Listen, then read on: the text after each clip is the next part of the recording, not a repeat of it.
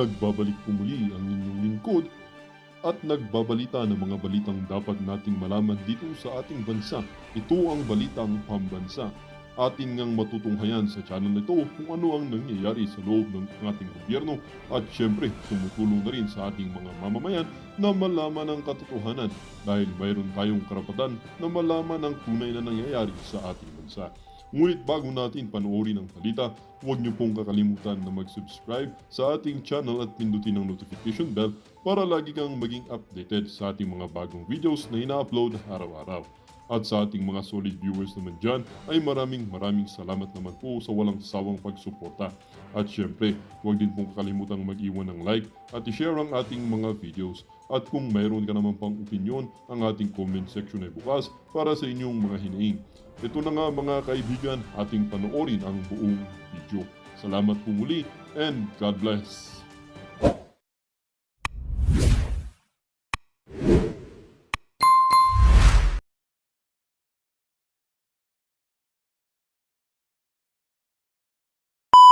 City Mayor Baste Duterte sa Pangulong Bongbong Marcos. Naku po, patay tayo Nakatutok dyan. si Argel Relator Yari ka ng ngayon GMA dyan. Regional TV.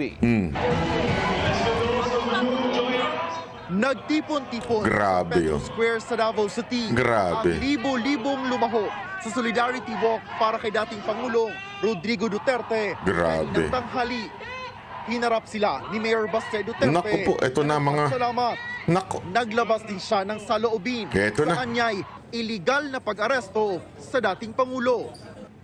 Di ko matingala. Nga nung ingon ani karon because Rudy Duterte stood up for every ng mga traditional politicians Yon. nila gusto yun. nga kausapan aning nasura ni Nako, grabe. nila gusto nga naa ng Rudy Duterte ni kay mapulilyaso ang ilang mga dola sa gobyerno. Yun! Grabe, nakakakilabot ho ito.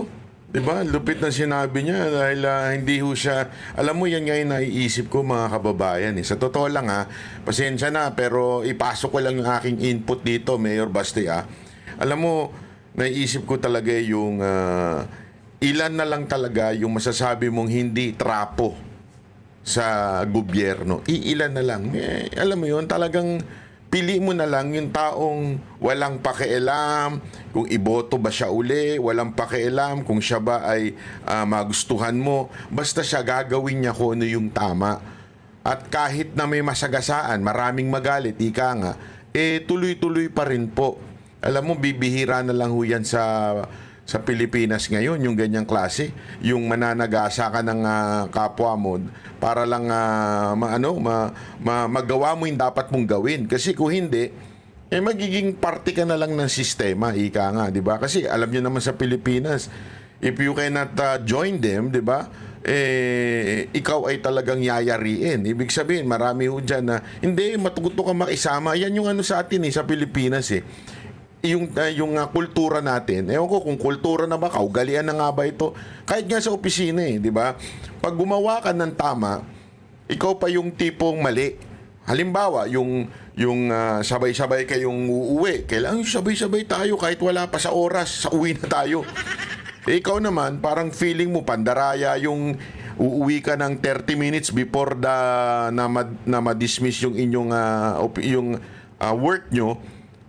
Pagka ginawa mo yun, ang dating pa sa'yo, pal ka. Ang dating sa'yo, masamang tao ka, hindi ka nakikisama. Pag hindi ka nandaya, sama-sama mo. Si Pangulong, ganun din sa gobyerno, si Pangulong Duterte, hindi ho siya nakisama. Diba? Siya ho ay ginawa niya yung dapat niyang gawin, kaya maraming nagalit sa kanya mga politiko. Ika nga sabi nila, kung magnanakaw, sama-sama tayo magnakaw. Diba? O kaya kung ayaw mo makisama, walang pakialaman sa pagnanakaw. Kaya nung panahon ni Pangulong Duterte, ang daming alam na natin kung sino yung mga hindi ko nababanggitin pero ang daming bakit to? Ay puro magnanakaw Akala nila porket kaibigan, hindi ka na niyari sila ngayon, di ba? Ang dami hong ganyan, maniwala ko kay sa akin. At kaya marami ho dyan, yung iba, gumaganti na. Di ba? Ika nga, gumaganti na. Naging, traidor. Alam natin na yon. Kaya yung iba dyan, bakit kayo nagtataka? Bakit kaya nagawa nilang traidorin si Pangulong Duterte? Ang sagot ko, gumagante. Bakit? Hindi sila nakadiskarte. Hindi sila nakadiskarte at ngayon gumagante na sila. Yan ang totoo dyan. Oh.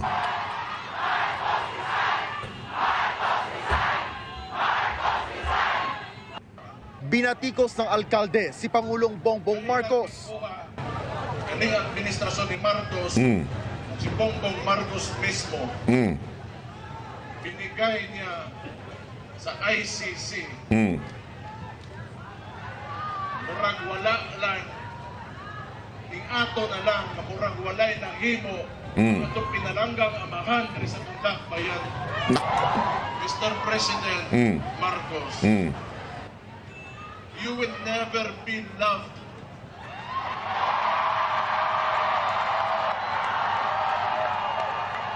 Alam mo, ang ganda nung sinabi niya yun, you will never be loved. Sakit nun, Brad. Hindi, walang biro Yung sabihan ka ba naman, you will never be loved. Walang magmamahal sa'yo, hindi ka mamahalin ng tao. Totoo. Kasi alam mo, sa mundo na ito, money is not everything. Baka kala nung iba. Marami dyan yung dinadaan sa pera para ikaw ay mahalin. Di ba? Marami dyan. Kaya nga nagbabayad ka ng nyok-nyok eh. Alam mo yung mga nyok-nyok. Kasi it's a form of intimacy. Di ba? So yung alam nyo na, yung banatan, it's a form of intimacy. Hindi lamang po yan ganun-ganun lang. Di ba? Bakit ngayon nagbabayad yung iba? Kasi they thought na pag nagbayad sila, mamahalin na sila. Maraming ganyan. Kaya yung mga sugar daddy dyan, kala nila mamahalin sila. Hindi nila alam, pineperahan lang pala sila. Parang ganito ang si Marcos daw. Hindi siya sugar daddy. Hindi siya bagay na sugar daddy. Kasi pag sinabi mo sugar daddy, parang matikas eh. Hindi naman siya ganun. Pero alam mo yun, si Marcos parang sinasabi, kahit anong gawin mo, kahit anong gawin mong pamimigay ng ayuda, pambobola, pagmumukhang matalino. May style kasi siya yung mukhang matalino. Ganun. Parang kunwari, parang kunwari matalino't may alam. Kahit anong gawin mo, Brad, walang magmamahal sa'yo. You will never be loved. Yan nga sinabi ni Mayor Baste. Especially to us, we're calling Rudy Duterte's name. Yun. You will never be loved. Naku, patay ka dyan, Brad. We will stand up and we will fight back. Ayun. Ang ganda na sinabi ni, we will stop. Naku, eto na. Ano kaya ibig sabihin nun? We will fight back. Naku, anong ibig sabihin kaya ni Mayor Baste ng we will fight back? Nako. Malalim yun, Isulat nyo nga dyan kung anong sa tingin ninyo. Basta ako, ang sigurado ko, nagkamali ang administrasyon dito. Nagkamali ang administrasyon na akala nila mawala at matanggal nila si Pangulong Duterte, tatahimik ang mga Pilipino. Hindi. Ngayon sobrang nagwawala na ang Pilipino. Alam niyo ba? Eto kahit po kami mga nagsalita doon sa lagi kami nire-remind. Especially syempre kami bilang anchor ng SMNI, syempre kahit papaano ay dapat kami mag-set ng example. Lagi kaming nire-remind na let's do this a peaceful manner. Yung ito sinasabi ko na sa inyo, kahit di ba sinabi nga ni Boss Dada doon sa kanyang speech, bawal kami magmura. Pero alam nyo, yung damdamin ko, kahit yung speech ko, panoorin nyo doon sa nakaraang video. Alam mo, kahit yung damdamin ko, talagang gusto ko sabihin lahat Sinubukan ko hindi magalit Pero galit talaga Galit Bakit? Kasi mga kababayan, lalong-lalo na kayong mga pulis. Ulitin ko hindi ko kayo in-encourage na mag-rebelde. Hindi yun ang point ko dito, mga kapulisan. Pero gumising kayo. Gumising kayo at isipin nyo mabuti ito. Lalong-lalo na yung pamilya ng mga pulis. Mga pamilya ng mga pulis, makinig kayo. Alam nyo kung bakit gumanda ang sahod ng asawa ninyo. Ngayon, kung hindi gumanda, abay, dinadala sa kabit yan. Pero mantakin mo, dinoble ni Pangulong Duterte ang sahod ng pulis at ng basta men in uniform. Doble ang sahod. Saan ka nakakita ng presidenteng ganun? Kaya kayong pamilya nitong mga men in uniform, paalahanan nyo ito yung mga asawa ninyo. Uy, dahil kay Duterte, napapakain natin ng maayos at komportableng mga anak natin. Dahil kay Duterte, maayos ang kalagayan ng mga anak natin. Ngayon, kung hindi tumaas yung sahod, abay, magduda na kayo. Meron kayong kahati. Hindi nakasalanan ni Duterte yan. Hindi, totoo. Kaya paalala nyo po yan sa mga asawa ninyo, yung mga men in uniform dyan. Tapos makikita mo, mamaya may papakita ako sa inyo, napakalupit na video. Yung asal ng pulis. Ako nahihiya, na nagagalit, na naiiyak habang pinanonood ko itong video to. Mamaya papakita ko sa inyo. Grabe ho. Ito pang mga pulis na ito ang siyang gumawa ng ganyan. Pagtatraidor. Sabi nga ni Ma'am Hanilet, anong ginawa sa inyo ni Pangulong Duterte? Hindi siya naghangad ng magandang buhay na kaya niyang gawin bilang isang presidente.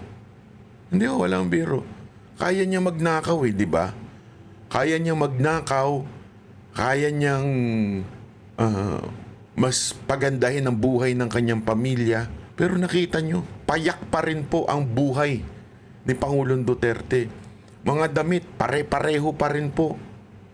Para makapag-rally, nagtitipid. Alam niyo kung bakit to? Ako kasi, meron din po tayong mga ilang kakilala sa nag-oorganisa ng yung PDP. Before these things happen, yung PDP, yung Duterte team na pupuntahan ni Pangulong Duterte para sa pangangampanya ng senador. Kasama po tayo dyan kasi maganda ho yung plano. Nakita ko, narinig ko kung saan mga pupuntahan. Pili lang. As in, ilan lang ho. Mga 4 lang, 5 lang dapat ata ang pupuntahan ni Pangulong Duterte. Yung mga malalaki lang na lugar. Alam mo, tinanong ko yung bakit. Kasi nga daw, limited lang ang resources ng pera ni Pangulong Duterte. And somehow, I cannot believe that. Naano ko na parang, mantakin mo, isa kang presidente dati, limited lang ang pera mo ngayon para mag-ikot. Kasi ito hindi naman ako bubulahin, di ba? Hindi bakit ako bubulahin nila at sasabihin nilang wala talagang pera. Wala talagang pera eh. Hindi nagnakaw yung mama. Kasi tandaan ninyo, si Pangulong Duterte gusto niya manalo. Yung dosing PDP, hindi pala, 10 na lang sila. 10 na PDP at saka yung mga kasama pang hindi PDP. Gustong manalo ni Pangulong Duterte yun. Bakit? Nandun nakasalalay ang impeachment complaint sa kanyang anak. So gagawin niya. Gusto niyang puntahan lahat. Maliit o malaki. Kaya lang yung resources niya kulang. Ibig sabihin mga kababayan, ganun po kahirap ang ating Pangulong Duterte dahil hindi ho siya nagnakaw. Para saan? Para sa bayan. Para kanino? Para doon sa binibigyan niya ng halimbawa ng public official o yung mga sekretary niya noong panahon na siya ay Pangulo. Hindi ho siya nagnakaw. Ang priority niya, kayong men in uniform. Yun yung masakit eh. Pinaglaban niya kayo, binatikos nga siya dyan. Bakit sa dami-daming bibigyan ng mataas na sahod yung men in uniform? Tapos the same people ang nag-betray sa kanya. Alam mo, naalala ko talaga dito yung kay Kristo eh. Diba? Si Judas. Kilala niyo si Judas? Itong mga pulis na ito, para kayong si Judas. Totoo, walang biro. Para kayong si Judas. dahil kay Judas, di ba, isinumbong niya, kapalit ang ilang pilak, ilang pera ho yung kapalit. Di ba ho? Ganon ang ginawa ninyo. Ipinagpalit nyo ho. Pinagpalit nyo. Dahil sa pera. Dahil, kasi may balita ako eh. May balita ako dyan. Ayoko na lang banggitin kung sino ha. Pero ang laki. Bilyon daw ang kapalit. Sa ulo ni Pangulong Duterte. No wonder. No wonder. Gagawin mo ang lahat ng kawalangyaan kung may bilyon na kapalit. Di ba? Hindi ko na lang sasabihin kung sino at sino-sinong mga nakatanggap ng bilyon na yan. Pero bilyon daw ang patong sa ulo ni Pangulong Duterte. Mantakin mo yun, mga kababayan. O tuloy natin tong balita. Naglabas din siya ng sama ng loob sa Pangulo. Uspon ako, last year, January, giingnan taga Marcos, wag yung kay utang kabukoton. Ang imong amahan, ipalubong sa akong amahan. Akong amahan, ipapreso nimo. Ay, grabe yun. Ang ganda nung sinabi na yun. Galit na si, dito, si Baste. Iyong amahan, pinalibing ng aking amahan. Tama ba yung pagkaintindi ko? Ibig sabihin, yung tatay ko, pinalibing yung tatay mo. Pero ikaw, pinahuli mo yung tatay ko. Anak ng weting, oh. Grabe. Kaya nga, alam mo, sabi ko sa inyo, this person, si Marcos, ano ito eh? Mas malala pa ito sa tatay niya. Mas malala pa sa tatay niya itong Marcos na to. Itong anak, mas malala. Kasi yung sabi nga nila, bakit naman nasabi? Daming naging diktador, ng martial law, itong tatay. Di ba? Kasi ito eh, yung tatay niya, inaabot ng ilang taon bago makita natin yung pagiging diktador at kasamaan. Di ba? Inabot ng ilang taon yung umabot ng 20 years sila, di ba? Bago talaga na-realize ng mga Pilipino, sobrang sama ni Marcos Sr. Tama, mali. Pero itong anak, 3 taon pa lang, mag-4 na taon pa lang, nakita na natin kung gaano kasama ang ugali, di ba? Grabe ho talaga. Kaya sabi ko sa inyo, pag yan tumagal pa, ewan ko na lang, ha? I mean, pag nag-extend pa ng term, okay? Wala akong sinasabing pabagsakin, ha? Ang sinasabi natin, pag nag-extend ng term pa yan, after 6 years, naku po, ano nang itsura ng Pilipinas? Tama talaga yung sinabi ni Pangulong Duterte na we're gearing toward dictatorship. Everything kasi na nangyari, it's a dictatorship. Alam nyo yung hindi na lang pagdala, paulit-ulit natin sinasabi ito eh. Kasi paulit-ulit ko nakikita to sa mga bobong abogado eh. Hindi naman siya nangano tayo pero bobo talaga eh. Sasabihin nila yung Article 59 ng Rome Statute na kailangan dalhin sa korte sa Pilipinas. Alam mo dahilan nila? Kasi nandun daw ang DOJ. Anak ng tutsang kalabaw, tatanga-tanga talaga. Ang DOJ is not part of the judiciary. The DOJ, even if it's called Department of Justice, it doesn't mean ang play niyan ay maging hustisya. Hindi yan ang tamang papel, ika nga. DOJ is part of the executive and they are there to investigate and prosecute lang. But they're not there as a judiciary. Ang dahilan ng ilang mga bobong, mga tarantadong mga abogado at saka yung mga political analyst nila, hindi, dinala na rin yun kasi kasama yung DOJ. Putang inantangang bobong puta. Gusto ko talagang konyutan yung mga, ewan ko paano kayo, yan ang hirap pagka nasasapalan kayo ng pera at saka kapangyarihan, nagiging bobo na kayo eh. Hindi, yun ang totoo eh. Di ba ho? Hindi ho judiciary ang DOJ. Tapos sasabihin pa nila, we are not under the meron pa ako narinig na sinasabi niya na parang we are not under Article 59 because it's the fault of PRRD dahil ang sabi dahil daw ang ginawa ni Pangulong Duterte umalis sa ICC kaya hindi na effective yung Article 59 ng Rome Statute which is kailangan dalhin sa husgado sa Pilipinas. Tarantado pala kayo. Pinagsama-sama kayong tarantado. Article 7, sinunod ninyo. Yung Article 59, hindi nyo sinunod. Ano yung Article 7? Yun po yung sinasabi na kung saan ay ginamit para usigin, para hulihin, para iwaran si Pangulong Duterte. Eto. Papakita ko lang sa inyo hindi ko papakita pala. Para lang malaman ho ninyo, ha? Kasi napaka-importante ho niyang bagay na yan. Oh.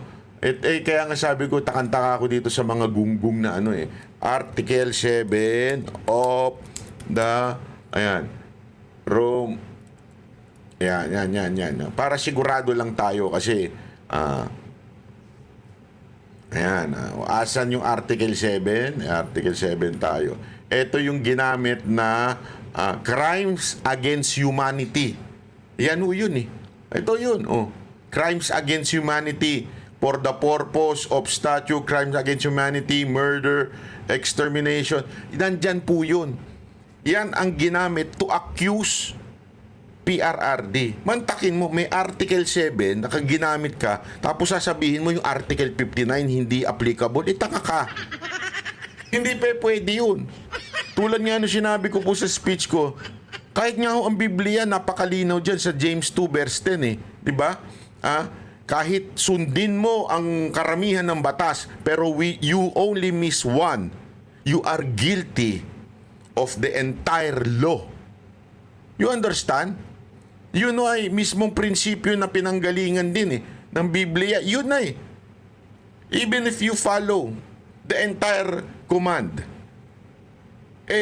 o the entire law, kung hindi mo sinunod yung isa, you're guilty of the entire law.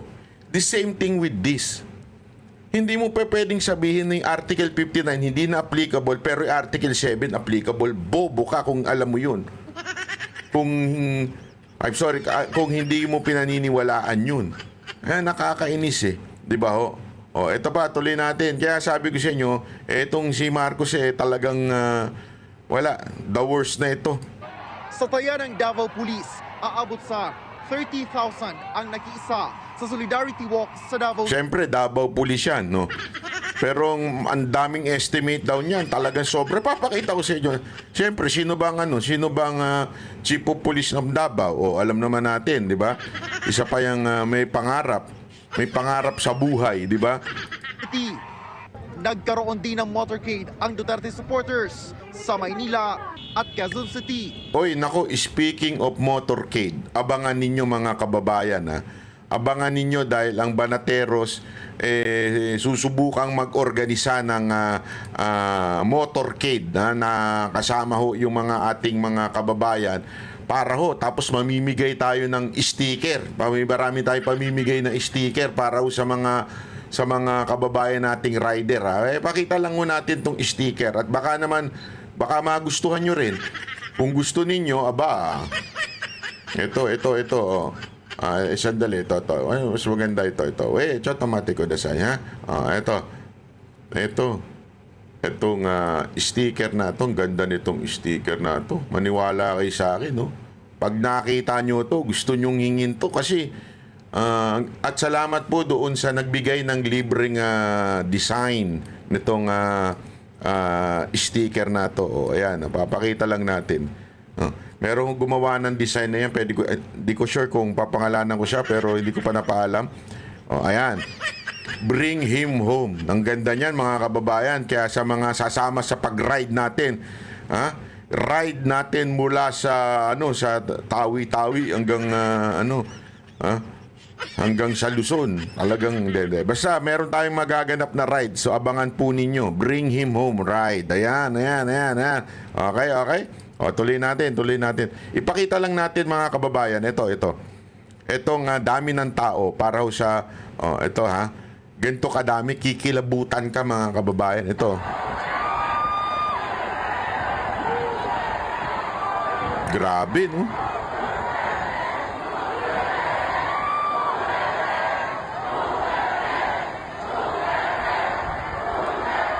Hindi ko sinasabing hindi ako nagkukumpara ng paramihan, pero halos ganyan din po. Sasabihin nila 30,000 lang daw yan. Halos ganyan din po yung sa Iglesia ni Cristo dito sa Luneta. ganyan din kadami, di ba? Ang haba ho niyan, hanggang dulo ho yan. Dito mula, naku, grabe ho. O, ayan na, sandali, baka mamaya may iba tayo makita dyan. Parang nag-ano yung kumukuha eh. Tapos ito pa, lupit pa nito.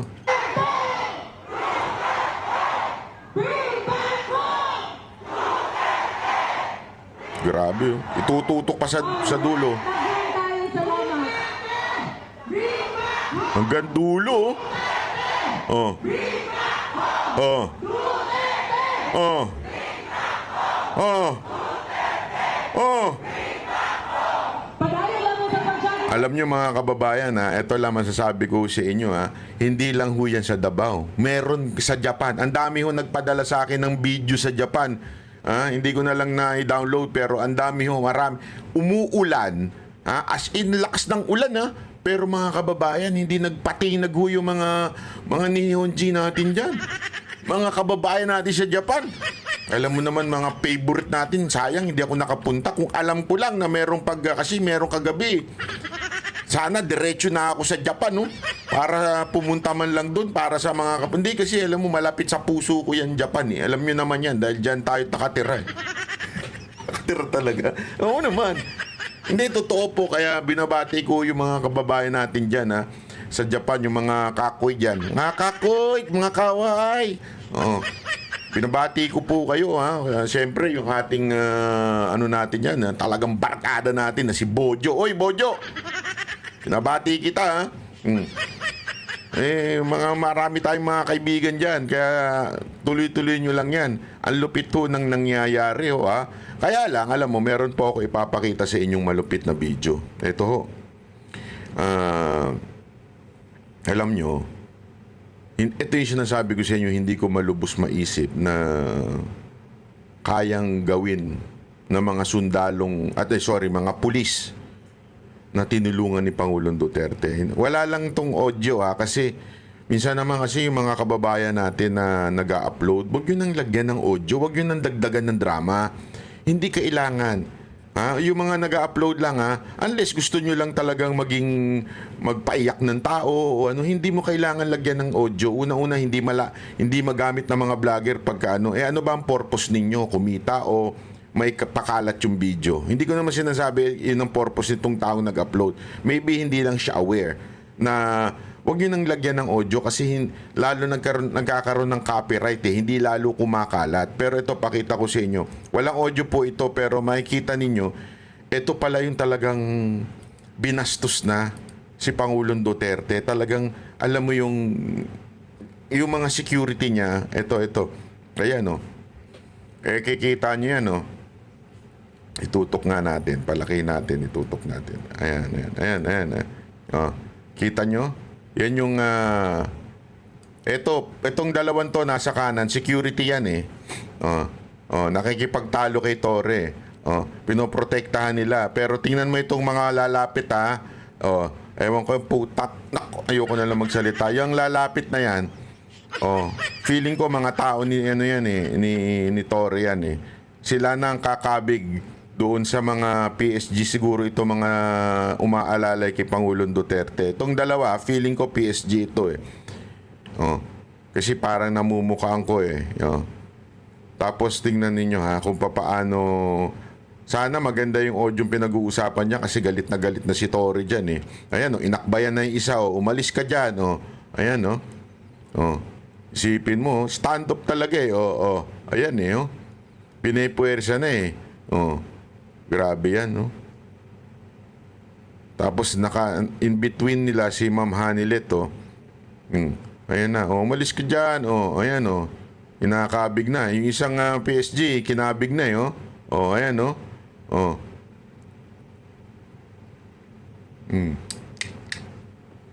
Ay, nako. Wala naman na silang magawa dyan. Yun, hinatak na, hinatak na yung isa, Inanon sa balikat, Tingnan, ayan kita mo? Hinahawakan na si Pangulong Duterte. Nako, bastos, nako, yari ka kuya. Nakikita nyo? Literal na binibit-bit na nila. Ayan pati yung isang nasa kaliwa na naka-shade. So, hindi kayo nahiya. Ang kakapal ng mukha ninyo. Pinapakain nyo sa mga pamilya ninyo at anak ninyo. ay ang may dahilan yan si Tatay Digong, tas gaganyanin ninyo? Hindi kayo nahiya sa balat ninyo? Mga ano kayo mga hayop kayo Ang kakapal ng mukha ninyo. Ayan, yan yung pala talagang kinaladkad na si Pangulong Duterte nito, mga pulis na ito. Mahiya-hiya kayo sa sarili ninyo pagkatapos kayong sahuran ng mataas ni Pangulong Duterte, ganyan ang gagawin ninyo. Ayan, ganyan po nangyari mga kababayan. Ganyan po sila kabastos, ito mga pulis. Traidor, ika nga. Kayo ang traidor. Alam nyo kung bakit kayo traidor? Ha? Hindi dahil lang sumunod kayo kay Torre. Traidor kayo kasi ibinigay ninyo ang isang kapwa Pilipino ninyo na isang bayani ng bansang ito, ibinigay ninyo sa banyaga. Mali Mali po talaga yan. Hindi ako hindi ko pipigilan ng sarili ko. Mali kayo. Pwede nyo naman dalhin sa Korte ng Pilipinas. Sige, wala tayong problema. May warrant kayo, dalhin nyo sa Korte ng Pilipinas and let the court decide kung bibit-bitin ba talaga siya sa ICC. That's the right process. Are you fucking stupid? And that is a question. Are you stupid? Hindi nyo ba alam? Dampot lang kayo ng dampot tas bibit-bitin ninyo sa ibang bansa? Ganun na ho ba kawasak ang ating judiciary? Ganun na ho ba wala tayong korte sa Pilipinas? Dadalhin ninyo sa korte ng ibang bansa? Hindi sabihin nyo lang sa akin, just a simple yes or no. Do we have a functioning court? Yes or no?